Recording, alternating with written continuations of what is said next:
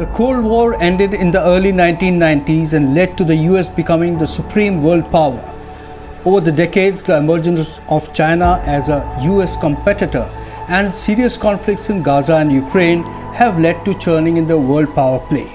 Strategists have started debating whether BRICS could become an alternative to G7 in the new scheme of things. I have with me Ambassador Pankaj Saran to help us understand the new dynamics. Welcome to the Matrix.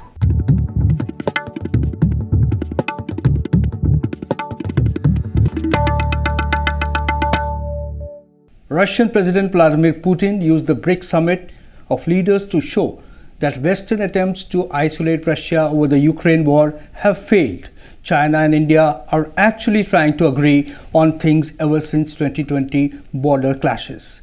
Top strategists have begun to say that emergence of BRICS as a powerful world group cannot be underestimated. But the question is, will BRICS be able to become a counterbalance to G7? Ambassador Pankaj Saran, former Deputy NSA, to my mind, is the best suited person to tell us about the possibilities. Welcome, sir.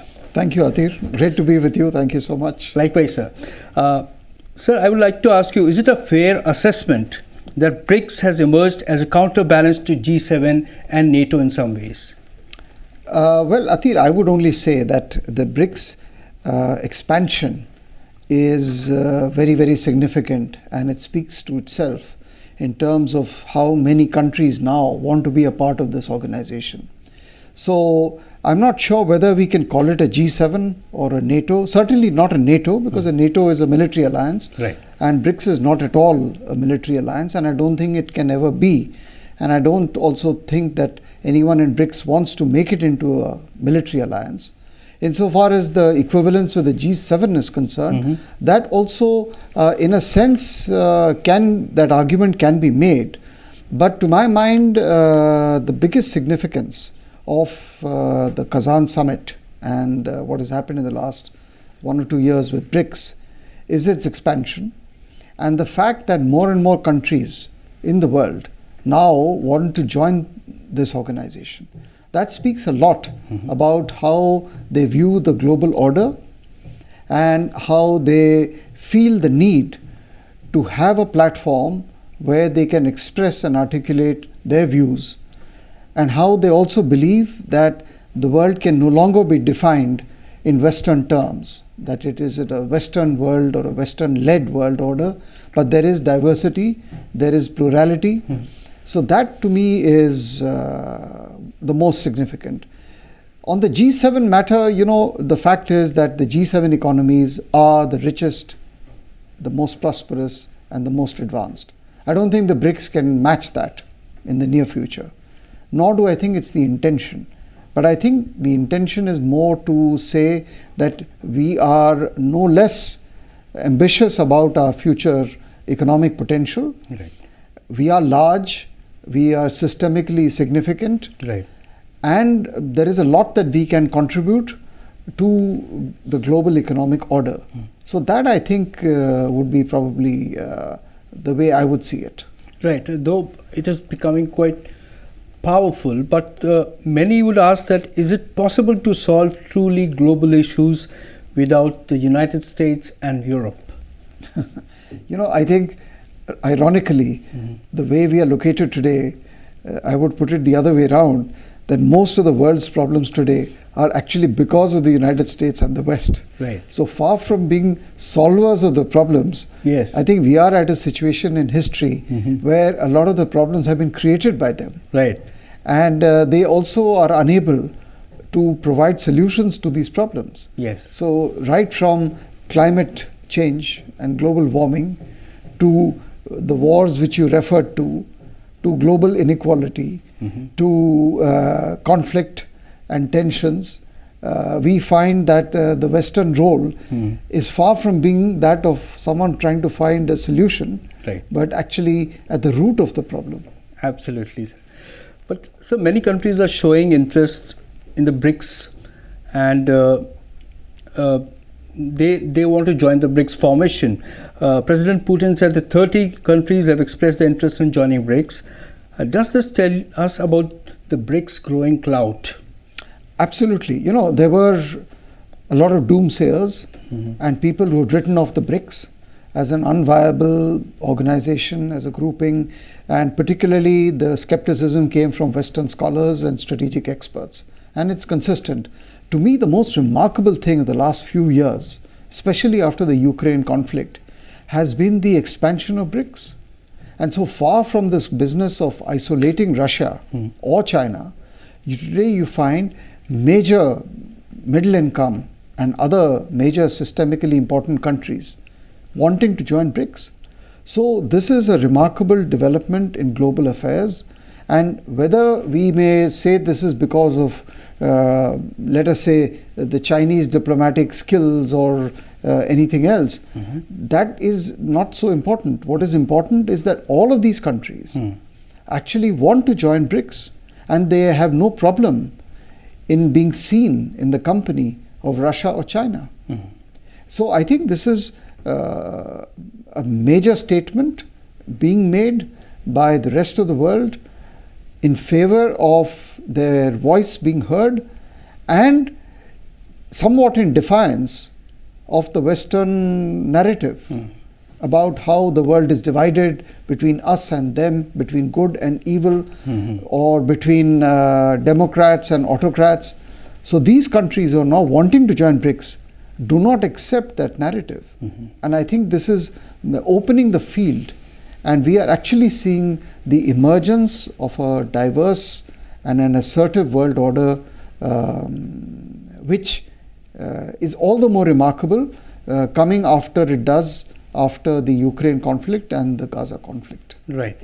So it's a fact that countries in the BRICS represent a substantial world population and are growing economically at a faster rate.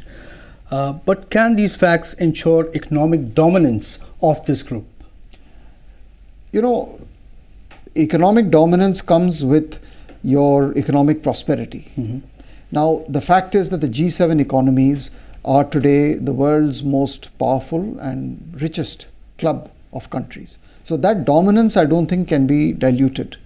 But what is happening is that if you look at, let us say, in the BRICS, and largely I would say focus on China, which constitutes it's the largest manufacturing country in the world, is the largest trading nation in the world. So the dominance of China in the global manufacturing and trading regime has grown hugely. But the per capita incomes of the BRICS countries are way below those of the G7 countries. Right. So I don't think in the immediate term we are going to see any dominance or any shift of economic power from the G7 to the BRICS. That is not going to happen.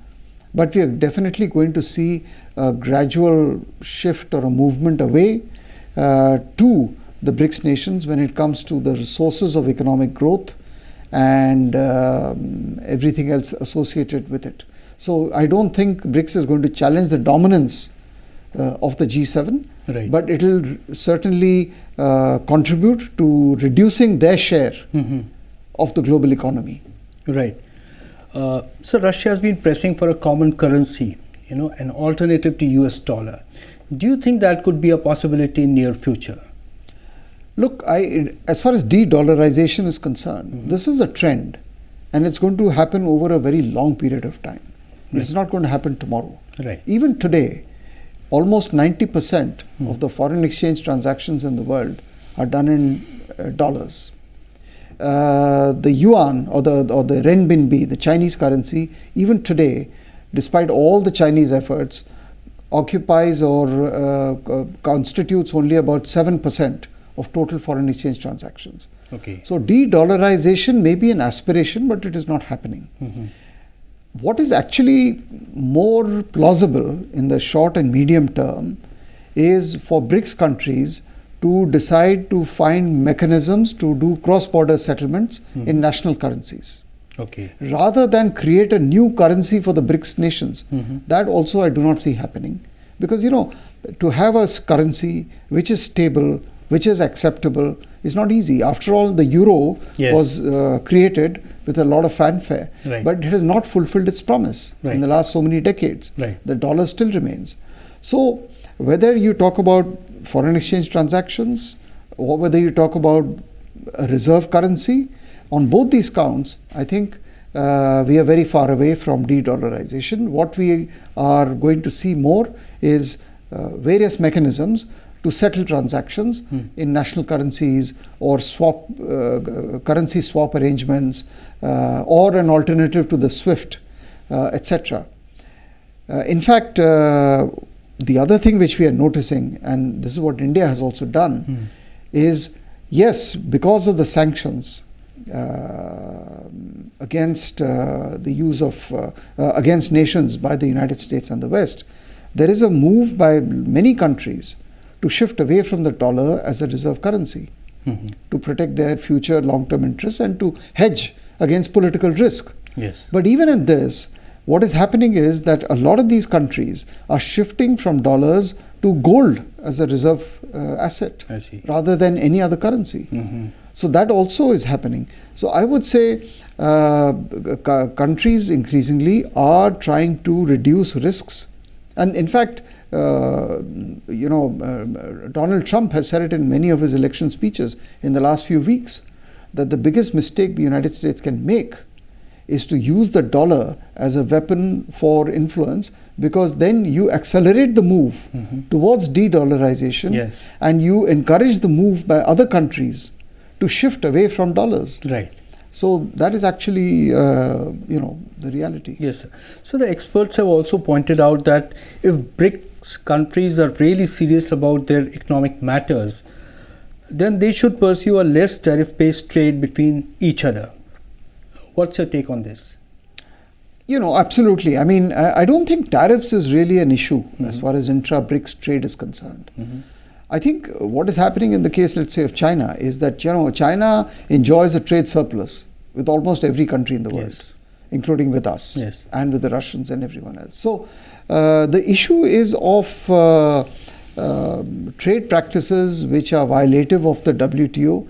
These could include tariffs, but I think it also includes a lot of, low-cost exporting, subsidies, and many, many other aspects which are leading to distortions in trade. Right. And the BRICS countries also have unequal complementarities. I mean, of course, you look, they consist of the largest energy exporters of the world. Right. I mean, you're talking about Russia, you're talking about Iran, you're talking about UAE, but they're also the largest energy importing countries of the world, India, China, etc. So when you talk about the nature of the trade within the BRICS countries, you have to look at natural and mutual complementarities, and you also have to look at other trading practices. Tariffs is a part of it, but I don't really see a kind of a trading arrangement being developed within BRICS, because that's still far away. There are too many other problems systemically and structurally to enable this to happen in the immediate term. Right. So some experts believe until India and China resolve their issues, the success of BRICS is merely ornamental. Would you agree? Well, yes and no. I mean, India and China are members of many organizations, not just BRICS. We are members of SCO, we are members of so many other organizations. I think what is going to happen is that they will be together in BRICS, and their problems are well known to the whole world, but these are not coming in the way of the growing, let us say, acceptance of BRICS among the vast majority of the countries which we have just discussed. So the possibility of BRICS to succeed in areas where it can, I think, remains there.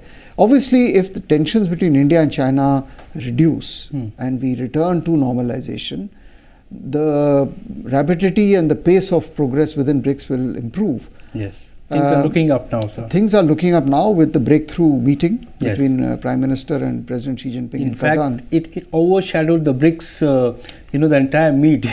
Absolutely. I think that was the single biggest takeaway of this BRICS summit. And I think it showed huge amount of maturity on both sides and recognition of the fact that we have serious differences but we are also neighbors. We are large economies, major civilizations. So we should behave in a more mature fashion. And the Chinese seem to have backed off in certain areas, particularly on the border issues.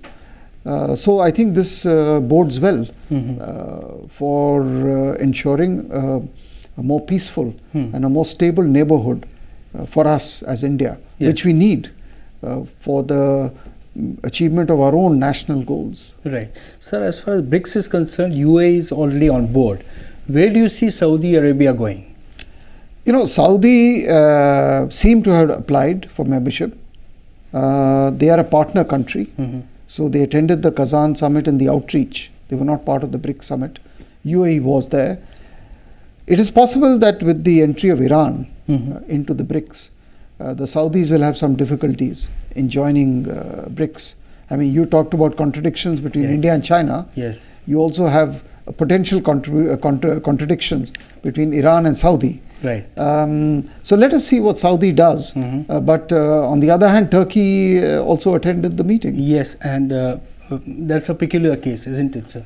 I think so. I think, as I said to you, all these countries who are joining in, one would never have imagined 5 years ago or 7 years ago for BRICS to expand as it has so fast, right, and across regions and across political systems in the way it has done. So we have to ask ourselves why this has happened. Right. No one has forced these countries to join. Sure. They've all come in voluntarily. They all find some utility in it. Right. They all find some need in it. And none of them wants to convert it into any alliance or a uniform bloc. But they just feel that there is something to be gained from it. Right. And this is to be a fundamental change of the current global situation. Sir, BRICS is largely being seen as a Russia and China-led formation. How do we position, among these scheme of things? India was a founder when it was only BRIC. Right. It was Brazil, Russia, India, China. Yes. South Africa joined later. Yes, sir. So India has been in the pioneering stages of this organization. And I think today, with the evolution of time, India's national power, economic power, etc., today has gone beyond that of Russia's. So when you talk about the global economy, let us say, or contribution to global trade, or any other aspects of economy and finance, India has actually surpassed Russia in terms of the size of its economy and in terms of its influence on global issues. So it's an interesting shift in the balance of power between Russia, China and India. So China has taken off. India has moved very, very fast, to some extent superseding Russia in some aspects. So I think India has a critical role to play as a balancer and as a driver and as a catalyst, and to bring semblance of rationality in the BRICS, and as a problem solver and as a bridge, most importantly, between the BRICS and the West. Right. So one last question. What do the US strategists think about BRICS growing influence? What is their viewpoint? Well, as I told you earlier, the biggest skeptics about BRICS are in the West, and particularly in the United States. They have this tendency to see anything which is alien as inimical. They are uncomfortable to see anything which does not conform to the Western world order or to their view of how the world should be arranged. Right. So I don't think it's of any great surprise that we are hearing, and the writings and the narrative that is coming out is so skeptical and critical of BRICS. That's all right. I mean, the fact is that the BRICS is a reality. Yes, it is. It is a geopolitical, it is a geoeconomic, it's a geostrategic reality. And everyone in the world, most importantly the United States, has to come to terms with the fact that there is an alternative universe of civilizations, of countries, of systems which exist, which want to prosper, and who feel they have a right to express their views, which might or might not be the same as that of the United States. Right. It doesn't matter that if I have a divergent view that I am anti-US. I think this idea of plurality, of diversity, of equality should also be reflected in international relations, just as it is reflected in within a country. Right. So the same principles should also be respected on the global arena. Absolutely, sir. So thank you for your insights and being part of this show. Balance of power is good for economic stability and sovereignty of nations. International relations is a dynamic process and it throws up surprises every now and then. But what is significant is that despite the backdrop of India's overarching policy of non-alliance, it has emerged as a significant world player and stayed relevant in any world order. That's all we have this week. We'll be back soon with another interesting episode. Till then, goodbye from the Matrix team.